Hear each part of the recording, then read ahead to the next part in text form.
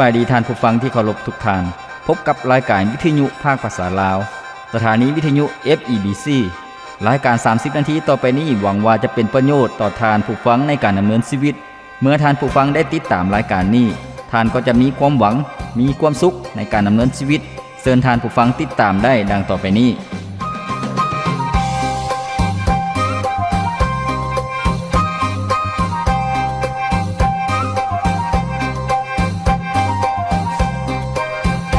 คำของเจ้าได้กล่าวไว้ว่าแต่ก่อนอื่นหมดเจ้าทั้งหลายจงแสวงหาราชอาณาจักรของพระเจ้าและความชอบธรรมของพระองค์แล้วพระองค์จะทรงเพิ่มเติมสิ่งทั้งปวงเหล่านี้ให้แก่พวกเจ้าพระธรรมมัทธิวบทที่6ข้อที่33สุขสบายดีพ่อแม่พี่น้องท่านผู้ฟังที่เคารพรักทุกท่านพบกันอีกเช่นเคยกับรายการชีวิตนี้ยังมีความหวังข้าพเจ้าพรประเสริฐผู้ดำเนินรายการยินดีต้อนรับท่านผู้ฟังเข้าสู่รายการของพวกเราซึ่งรายการของพวกเรานั้นได้ออกอากาศทุกๆมื้อทางวิทยุท่านผู้ฟังตั้งแต่ตอนเช้า 6:30 นถึง 7:00 นแล้วก็ตอนแลง 18:30 ถึง 19:00 นท่านผู้ฟังสามารถรับฟังรายการของพวกเราซึ่งอยู่ในคลื่นของช็อตเวฟท่านผู้ฟังหากท่านผู้ฟังมีวิทยุท่านผู้ฟังสามารถเห็นตัว S แล้วก็ตัว W นั่นก็คือช็อตเวฟในคลื่นช็อตเวฟตอนเช้าก็คือ97 95ท่านผู้ฟังแล้วก็ในตอนแรงก็คือ12095นั่นก็คือคลื่นช็อตเวฟของรายการของพวกเราท่านผู้ฟังสามารถรับฟังได้แล้วก็ที่ผ่านมารายการของพวกเรานั้นได้นำเสนอในหลายๆหัวข้อหลายๆภาคส่วนนอกจากฟังทั้งวิทยุแล้วรายการของพวกเรานั้นยังมีการไลฟ์สดผ่านทางอินเทอร์เน็ตท่านผู้ฟังก็คือใน YouTube แล้วก็ใน Facebook ใน Facebook เพียงแต่ท่านผู้ฟังพิมพ์เข้าไปคำว่า FEBCภาษาอังกฤษท่านผู้ฟัง FEBC ลาวภาษาอังกฤษท่านผู้ฟังก็จะเห็นหน้าหรือว่าเห็นเพจของรายการของพวกเราท่านผู้ฟังสามารถรับฟังรายการของพวกเราตั้งแต่รายการทำอิฐจนถึงปัจจุบันนี้ซึ่งมี500กว่าหัวข้อแล้วท่านผู้ฟังเชื่อว่าแต่ละหัวข้อนั้นจะเป็นพระพรให้แง่คิดให้ความรู้ที่ดีสำหรับท่านผู้ฟังแล้วก็ในปัจจุบันนี้พวกเราได้เรียนรู้มาถึงภาคส่วนคำหนุนใจในหัวข้อต่างๆท่านผู้ฟังที่เคารพในมื้อที่ผ่านมาพวกเราได้รับฟังนำกันนะครับประพรนำกันในหัวข้อที่บอกว่าสัมผัสความรักของพระเจ้าทุกๆมื้อผ่านทางพระวิญญาณบริสุทธิ์เจ้าท่านผู้ฟังชีวิตของพวกเราจะได้มีประสบการณ์จะได้สัมผัสถึงความรักของพระเจ้าที่ชีวิตของพวกเราจะได้เต็มอิ่มจะมีความเบิกบานมนต์ซื่นมีความปิติยินดีผ่านทางพระวิญญาณบริสุทธิ์เจ้าที่สถิตอยู่ในชีวิตของพวกเราท่านผู้ฟังเชื่อว่าท่านผู้ฟังหลายๆท่านจะได้รับประพรหากท่านผู้ฟังท่านใดยังบ่ได้รับฟังท่านผู้ฟังก็สามารถรับฟังย้อนหลังได้เพียงแต่เข้าไปในเพจของพวกเราแล้วก็เลือกรับฟังได้ย้อนหลังท่านผู้ฟังที่เคารพเมื่อเว้าถึงชีวิตของคนเฮาหลายๆคนย่อมมีความผิดพลาดย่อมมีความล้มเหลวในหลายๆอย่างท่านผู้ฟังแต่ละคนก็มีความผิดพลาดที่แตกต่างกันไปเพราะว่าอย่างท่านผู้ฟังเพราะว่าคนเฮาทุกคนนั้นบ่มีผู้ใดเป็นคนสมบูรณ์แบบ 100% แต่ละคนก็มีข้อขาดตกบกพร่องแต่ละคนก็มีความจำกัดท่านผู้ฟังเมื่อชีวิตของพวกเฮาตกอยู่ในความอ่อนแอจิตใจของพวกเฮาก็มีความวิตกกังวลมีความอุกอ่างใจท่านผู้ฟังรู้สึกบ่เป็นสุขรู้สึกว่าชีวิตของตัวเองนั้นมีความอับอายขายหน้าแต่ว่าท่านผู้ฟังที่เคารพให้พวกเฮายอมรับความจริงก็คือว่าแต่ละคนก็สามารถเฮ็ดผิดพลาดไปได้บ่มีผู้ใดเป็นคนที่สมบูรณ์แบบ 100% บ่มีคนใดที่จะบ่เฮ็ดผิดพลาดเลยท่านผู้ฟังซึ่งในคำสอนของพระเจ้าในพระคิดธรรมคัมภีร์ในพระธรรมปัญญาจารย์ก็ได้บอกถึงความจริงท่านผู้ฟังในปัญญาจารย์บทที่7ข้อที่20ในบทนี้ได้กล่าวไว้ว่าอยู่ในโลกนี้บ่มีผู้ใดเฮ็ดถูกต้องเสมอไปโดยบ่ได้เฮ็ดบาปจักเทื่อแม่นแล้วท่านผู้ฟังความจริงก็คือว่าบ่มีผู้ใดเป็นคนสมบูรณ์แบบ 100% บ่มีผู้ใดเป็นคนดีตลอดไปท่านผู้ฟังบ่มีผู้ใดเป็นคนดีได้ทุกๆเรื่องฉะนั้น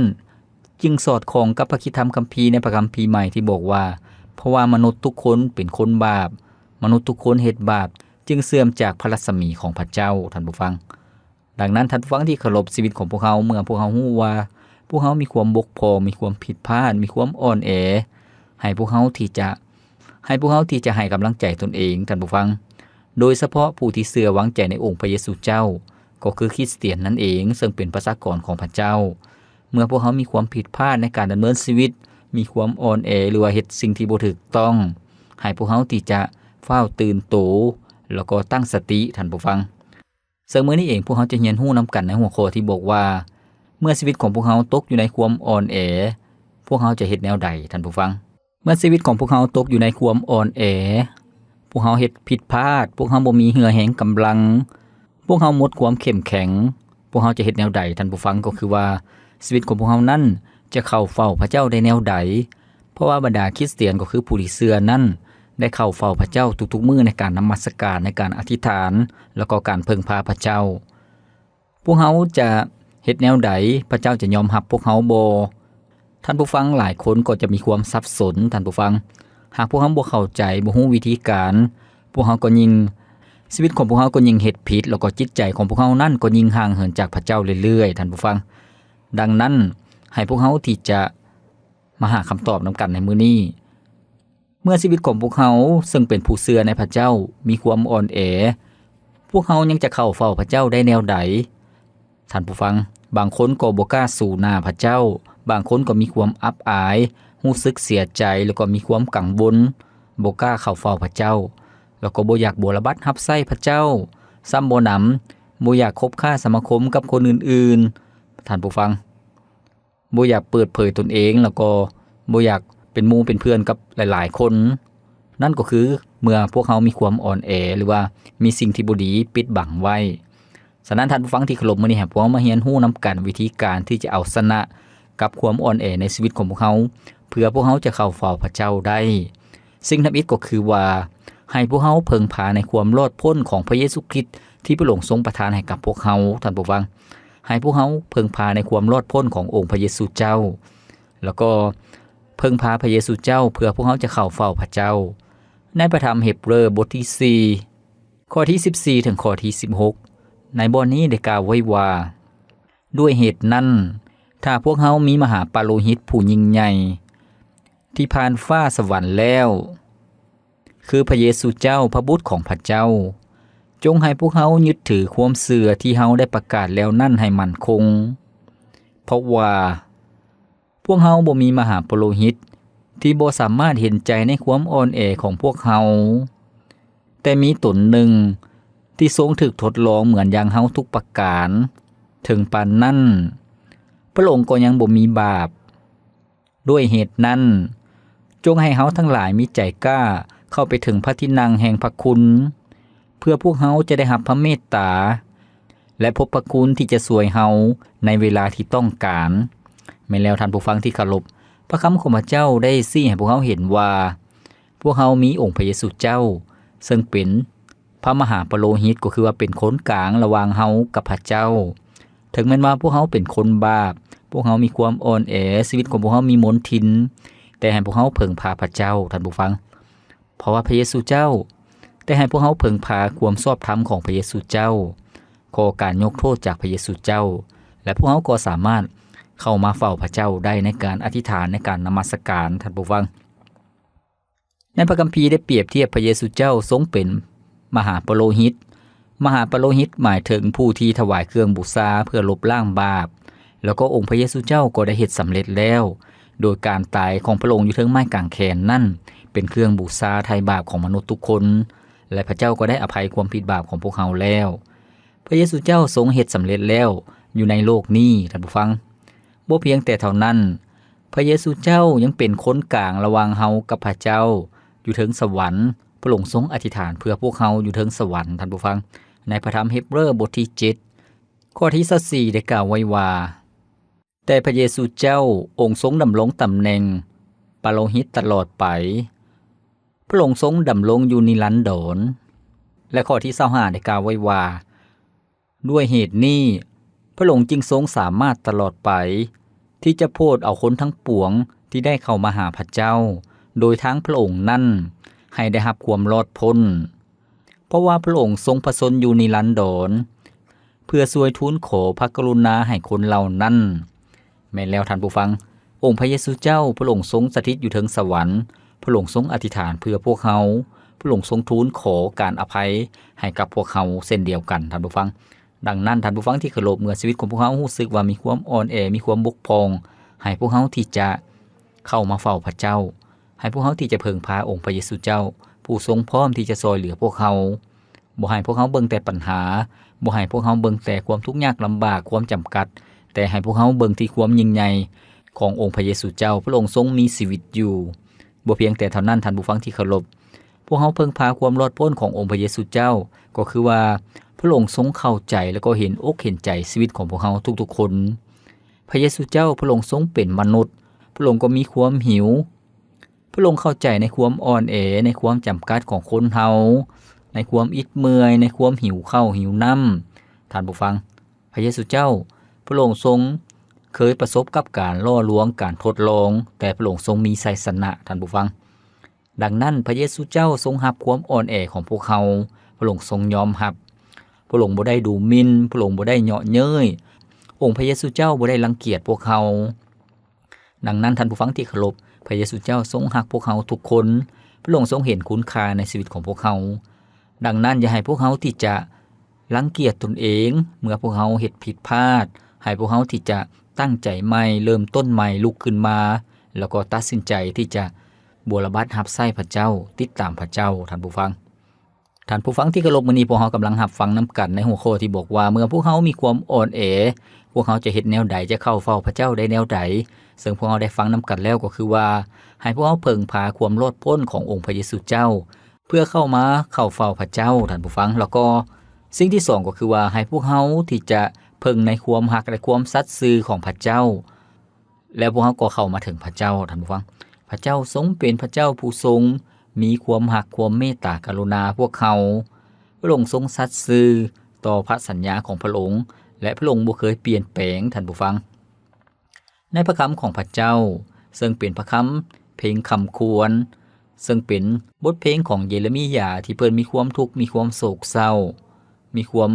หมดกำลังใจท่านผู้ฟังแต่ว่าเยเรมียานั่นก็คิดถึงพระเจ้าความรักอันมั่นคงของพระองค์ซึ่งในพระธรรมเพลงคำควรบทที่3ข้อที่22ถึงข้อที่24ซึ่งได้กล่าวไว้ว่าความรักของพระเจ้าหยาเวห์อันบ่สิ้นสุดเป็นและพระเมตตาก็ยังดำรงคงอยู่ซึ่งทุกๆเช้าก็สดชื่นเบิกบานและแน่นอนเหมือนดังตะเว้นขึ้นพระเจ้าหยาเวห์เป็นทุกๆสิ่งที่ข้อยมีฉะนั้นข้อยจึงฝากความหวังไว้ในพระเจ้าแม่นแล้วท่านผู้ฟังเยเรมียาเข้าใจถึงความรักของพระเจ้าพระเมตตาของพระองค์ฉะนั้นเมื่อพวกเขาฮู้ว่าพระเจ้าทรงรักพวกเขาพร้อมที่จะช่วยเหลือพวกเขาพร้อมที่จะให้อภัยพวกเขาพระองค์ทรงสัตย์ซื่อพระองค์บ่ได้เปลี่ยนแปลงให้พวกเขาที่จะเข้ามาเฝ้าพระเจ้าแล้วก็ให้พวกเขาที่จะให้อภัยกับตนเองอีกด้วยในความอ่อนแอความผิดพลาดของพวกเขาท่านผู้ฟังให้พวกเราพักฟังเพลงจากรายการของพวกเราก่อนจัก1เสียงเพลงแล้วพวกเราจะมาเรียนรู้นำกันอีกในหัวข้อที่บอกว่าเมื่อพวกเขามีความอ่อนแอพวกเขาจะเฮ็ดแนวใดจะเข้าเฝ้าพระเจ้าได้แนวใด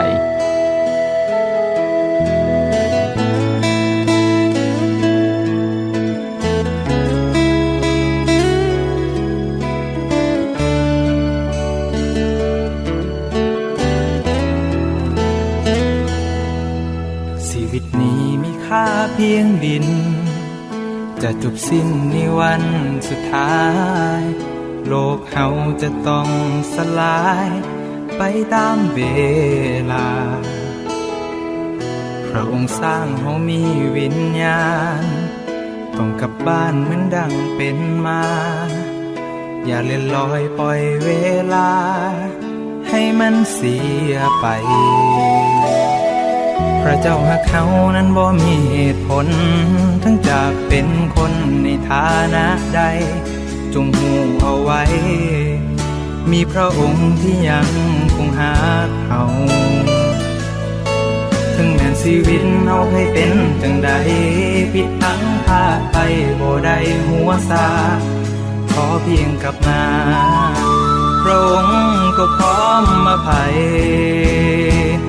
บ่มีสิ่งใดจะมากันกลางความฮักของพระองค์จึงได้เสด็จลงมาปีศิวะเพื่อไทยจากสวรรค์ลงมาสู่ไม้กางแขนยอมตายแทนแล้ว คืนมาใหม่ผู้เสื่อวางใจได้มีความหวังอยู่ในพระองค์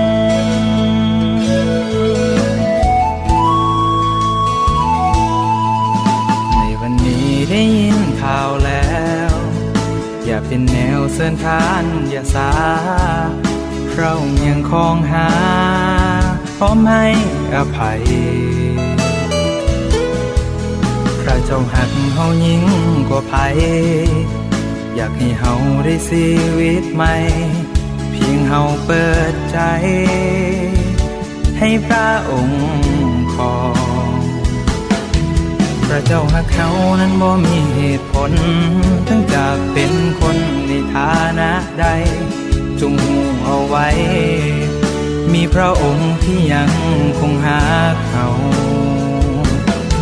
ถึงแม้ชีวิตโนให้เป็นจังใดที่พังพลาดไปบ่ได้หัวซาขอเพียงกลับมาพระองค์ก็พร้อมอภัย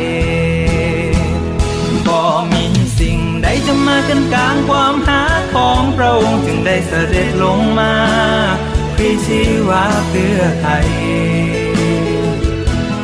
จากสวรรค์ลงมาสู่ไม้กางแขนยอมตายแทนแล้วคืนมาใหม่ผู้เสื่อวางใจได้มีความหวังอยู่ในพระองค์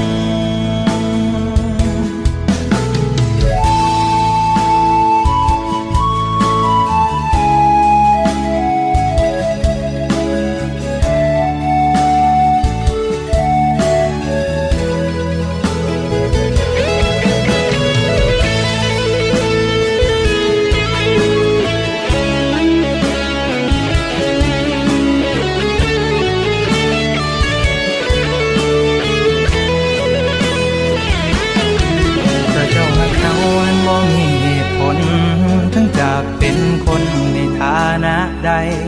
จงหูเอาไว้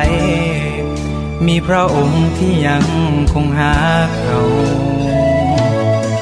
ถึงเป็นชีวิตเฮาเคยเป็นจังใดที่พังพลาดไปบ่ได้หัวซาขอเพียงกลับมาพระองค์ก็พร้อมอภัยบ่มีสิ่งใดจะมากันกลางความหาของพระองค์จึงได้เสด็จลงมาที่ชีวาเพื่อไทยจากสวรรค์ลงมาสู่ไม้กางแขนยอมตายแทนแล้วคืนมาใหม่ผู้เสื่อวางใจได้มีความหวังสิ่งใดจะมากันกลางความหาของพระองค์จึงได้เสด็จลงมาพลีชีวาเพื่อไทยจากสวรรค์ลงมาสู่ไม้กางแขนยอมตายแทนแล้วคืนมา แม้แล้วผู้ที่เชื่อวางใจในองค์พระเยซูเจ้าก็มีความหวังในพระองค์พระองค์ทรงรักพวกเขาจนยอมตายแทนพวกเขาและพระองค์ทรงพร้อมที่จะให้อภัยความผิดบาปของพวกเขาทุกๆอย่างบ่ว่าบาปเล็กบาปน้อยหรือว่าบาปใหญ่หลวงพระองค์ก็ทรงอภัยให้กับพวกเขาได้ท่านผู้ฟังที่เคารพมื้อนี้พวกเรากำลังรับพระพรนำกันกำลังรับฟังนำกันในหัวข้อที่บอกว่าเมื่อชีวิตของพวกเขามีความอ่อนแอพวกเขาจะเฮ็ดแนวใดพวกเขามีความผิดพลาดในชีวิตพวกเขาจะเฮ็ดแนวใดจะเข้าเฝ้าพระเจ้าได้แนวใดซึ่งในช่วงที่ผ่านมาพวกเขาได้รับฟังนำกันแล้วก็คือว่าให้พวกเขาเพิ่งในความรอดพ้นขององค์พระเยซูเจ้าเข้ามาเพิ่งพาพระเจ้าสิ่งที่สองก็คือว่าให้พวกเขาเพิ่งพาในความรักความสัตย์ซื่อของพระเจ้าแล้วก็มาถึงพระเจ้าท่านผู้ฟังสิ่งที่3ท่านผู้ฟังที่เคารพให้พวกเขาเพิ่งพาในพระวิญญาณบริสุทธิ์เจ้าให้พวกเขาเพิ่งพาในพระวิญญาณของพระเจ้าที่จะนำพาพวกเขาซอยเหลือพวกเขาที่จะเข้ามาเฝ้าพระเจ้าได้ซึ่งในพระธรรมโรมบทที่8ข้อที่26ถึงข้อที่27ซึ่งได้กล่าวว่าพระวิญญาณบริสุทธิ์เจ้านั้นบ่ได้ทิ่มพวกเขาท่านผู้ฟังซึ่งในบทนี้ได้กล่าวไว้ว่าทำนองเดียวกันนั่นแหละพระวิญญาณก็ช่วยสู่พวกเขาเมื่อพวกเขาอ่อนกำลังเพราะพวกเขาบ่ฮู้ว่าพวกเขาควรจะภาวนาอธิษฐานขออย่างใดแต่องค์พระวิญญาณนั่นเองวิงวอนขอกับพระเจ้าแทนพวกเขาด้วยคำโอยคางที่หาคำอธิบายบ่ได้ ฝ่ายพระเจ้าผู้ที่สอดส่องหู้เห็นจิตใจของพวกเขาก็หู้ความนึกคิดของพระวิญญาณเพราะพระวิญญาณทรงวิงวอนขอกับพระเจ้าสำหรับภัยพ้นบริสุทธิ์ของพระองค์ตามน้ำพระทัยพระองค์แม้แล้วท่านผู้ฟังที่เคารพให้พวกเขามั่นใจว่าพวกเขาที่เชื่อวางใจในองค์พระเยซูเจ้าทุกๆคนก็มีพระวิญญาณของพระเจ้าอยู่ในชีวิตของพวกเขาพระวิญญาณของพระเจ้านั่นเป็นพระวิญญาณบริสุทธิ์ที่ซอยพวกเขาในการอธิษฐานแล้วก็พระองค์ทรงเสริมกำลังพวกเขาพระวิญญาณบริสุทธิ์นั่นทรงนำพาพวกเขาให้พวกเขาไปถึงพระเจ้าพระวิญญาณบริสุทธิ์เจ้าทรงหู้น้ำพระทัยของพระเจ้าพระองค์ได้อธิษฐานเพื่อเฮาตามน้ำพระทัยของพระเจ้าดังนั้นท่านผู้ฟังที่เคารพเมื่อพวกเขาเฮ็ดผิดพลาดมีความอ่อนแอให้พวกเขาที่จะคิดถึงพระเจ้าแล้วก็พึ่งพาในพระเจ้าพระวิญญาณบริสุทธิ์นั้นจะให้กำลังพวกเขาจะให้ความคิดให้คำเสริมสร้างกำลังใจกับพวกเขาพระวิญญาณบริสุทธิ์นั้นจะบ่ได้ตอกย้ำซ้ำเติม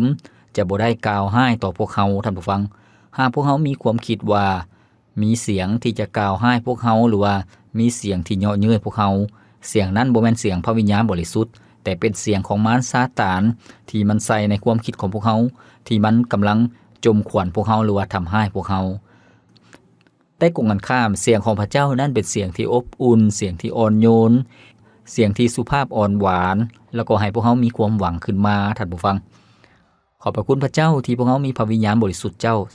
ประทับอยู่ในชีวิตของพวกเขาท่านผู้ฟังพวกเขาจึงบ่ได้โดดเดี่ยวเปลี่ยวพลอยต่อสู้กับปัญหาการถูกทดลองเพียงลำพังคนเดียวแต่พระเจ้าทรงอยู่ในพวกเขาท่านผู้ฟังสิ่งต่อไปข้อสุดท้ายก็คือว่า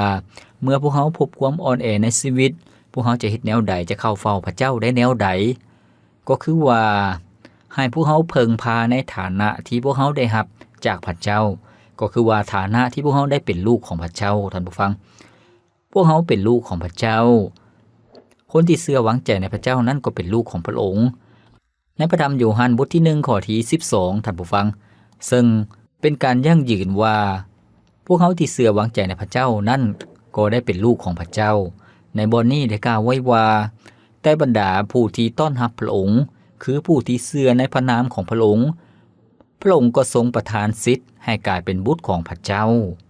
แม้แล้วท่านผู้ฟังที่เคารพเมื่อพวกเขาเชื่อในพระเยซูเจ้าพวกเขาก็เป็นบุตรของพระเจ้าก็คือการเป็นลูกของพระเจ้าพระเจ้าก็ทรงเป็นพระบิดาของพวกเขาเมื่อพวกเขาเฮ็ดผิดพลาดพระเจ้าก็บ่ได้ตำหนิวิจารณ์พวกเขาบ่ได้ตัดขาดพวกเขาแต่พระเจ้าทรงรักพวกเขาและพร้อมที่จะให้อภัยสำหรับพวกเขาทุกๆคนท่านผู้ฟังพ่อจังได๋ก็เป็นพ่อกับลูกท่านผู้ฟังเส้นเดียวกันพระเจ้าทรงให้โอกาสพวกเขาทุกๆคนที่จะตั้งโตใหม่ที่จะลุกขึ้นมาที่จะปฏิเสธความผิดบาปพระเจ้าทรงเป็นพระบิดานิรันดรฉะนั้นพระองค์จะบ่มีมือเปลี่ยนแปลงความสัมพันธ์ระหว่างพระองค์กับพวกเขาท่านผู้ฟังพระองค์เป็นพระเจ้าผู้ทรงสัตย์ซื่อบ่แม่นพระเจ้าที่เปลี่ยนไปเปลี่ยนมาบ่แม่นพระเจ้าที่ขี้ตัวแต่เป็นพระเจ้าที่ยุติธรรมพระองค์ทรงรักพวกเขาท่านผู้ฟังดังนั้นเมื่อพวกเขาเป็นบุตรของพระเจ้าแล้วพวกเขาก็เป็นบุตรของพระเจ้าตลอดไปตลอดนิรันดรท่านผู้ฟังพระองค์จะบ่เคยปะถิ่มพวกเขาจักเทื่อพระองค์บ่เคยปะถิ่มลูกของพระองค์แม้แต่ครั้งเดียวท่านผู้ฟังในพระคำของพระเจ้าได้บอกว่าผู้หญิงที่มีลูกอ่อนกินนมจะปะถิ่มลูกของตนเองได้หรือบ่